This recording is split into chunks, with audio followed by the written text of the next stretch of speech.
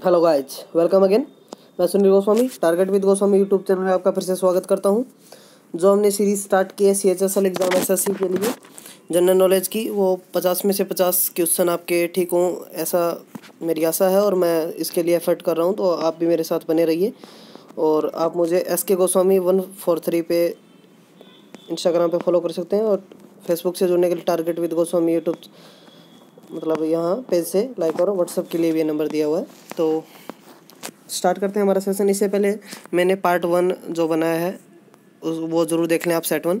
अब नेक्स्ट देखिए, स्टार्ट करते हैं। सबसे पहले कुछ वायरसों में RNA होता है, जो आपको पता ही है। RNA जो होता है, परंतु कुछ में DNA, जैसे डिऑक्सीराइबोन्यूक्लिक होता है, कुछ में डिऑक्सीराइबो जो न्यूक्लिक एसिड होता है, इससे पता चलता है। कुछ वायरसों में RNA होता है और परंतु DNA नहीं होता। इससे क्या पता चलता है? तो RNA आनुवंशिक की जानकारियों को संप्रेषित करता है। किसको करता है? RNA है जो राइबोन्यूक्लिक एसिड होता है, वो आनुवंशिक की जानकारियों को क्या करता है? संप्रेषित करता है। एक्यूपल्चर जो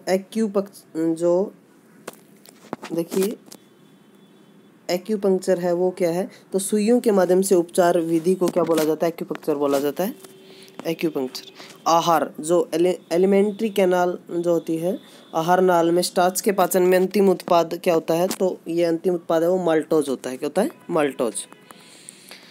नेक्स्ट देखिए, भारत के दक्षिणतम छोर जो साउथर्न ट्रिप है, उसका क्या नाम है? इंदिरा पॉइंट, निकोबार। बहुत बार ये क्वेश्चन आता है। तो भारत का दक्षिणतम छोर का नाम क्या है? इंदिरा पॉइंट है, निकोबार द्वीप समूह में पड़ता है ये। पैमानों की खोज से सिद्ध होता है कि सिंधु घाटी सभ्यता के लोग माप और तौल से परिचित है। खोज किसमें हुई? हड़प्पा में। हड़प्पा वर्तमान समय में पाकिस्तान के सिंध प्रांत में पड़ता है। वह भाषा जिसका ज़्यादा प्रयोग बौद्धवाद के प्रचार के लिए हुआ, तो पाली भाषा का प्रयोग बौद्ध प्रचार के लिए हुआ। जो महात्मा बुद्ध हैं, उन्होंने भी जो अपना उपदेश दिया था वो भी पाली भाषा में दिया था, सारनाथ में। नेक्स्ट देखिए, सूर्य और पृथ्वी के बीच चंद्रमा। जब सूर्य और पृथ्वी के बीच में जब चंद्रमा आ जाता है तो सूर्य ग्रहण हो जाता है। रानीगंज जो कोयला की खान माइन है, वो कहाँ स्थित है? तो रानीगंज कोयले का वो पश्चिम बंगाल में है। बोस्निया हर्जेगोविना किसके भाग हैं? तो बोस्निया और जो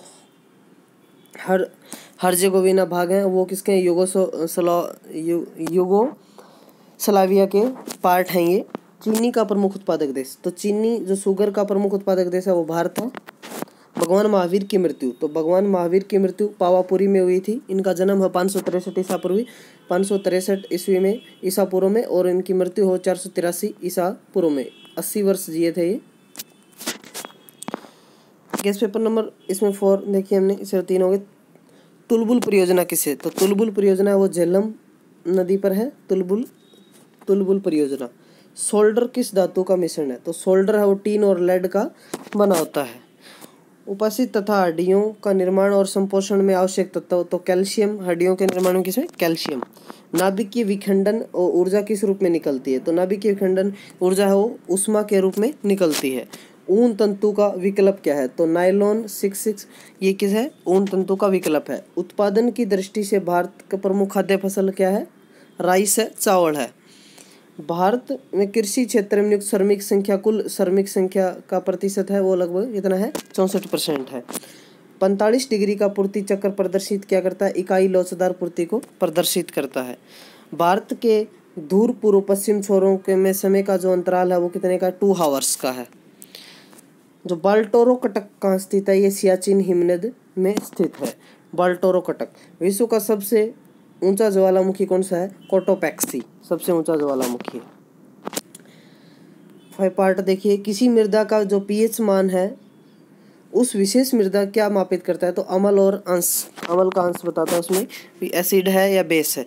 पशु और पौधों की जाति में सबसे बड़ी विविधता पाई जाती है उष्णकटिबंधीय आर्द्र वनों में। सौर विकिरण का जो भाग है वो बिना गर्मी दिए पृथ्वी से परावर्तित हो जाता है, इसे क्या कहते हैं? धवलता बोलते हैं इसको।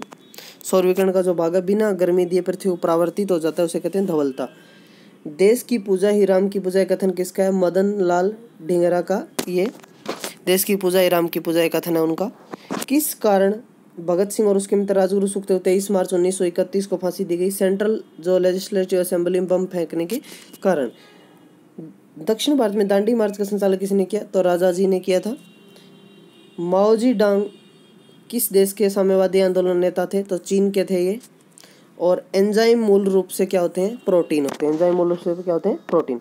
तो ये हमारा जो SSC HSL के लिए हम जो जनरल नॉलेज के लिए जो भी जीके के 25 क्वेश्चन आते हैं 50 मार्क्स के, उनके लिए 50 में से 50 के लिए एफर्ट कर रहे हैं। तो आप इनको अच्छे से देख लें, मैं इनकी PDF भी डाल दूंगा डिस्क्रिप्शन के बॉक्स में। और चैनल को सब्सक्राइब करना ना भूलें और बेल आइकन को जरूर दबाएं, जिससे सबसे पहले मेरा नोटिफिकेशन आपको प्राप्त हो। धन्यवाद।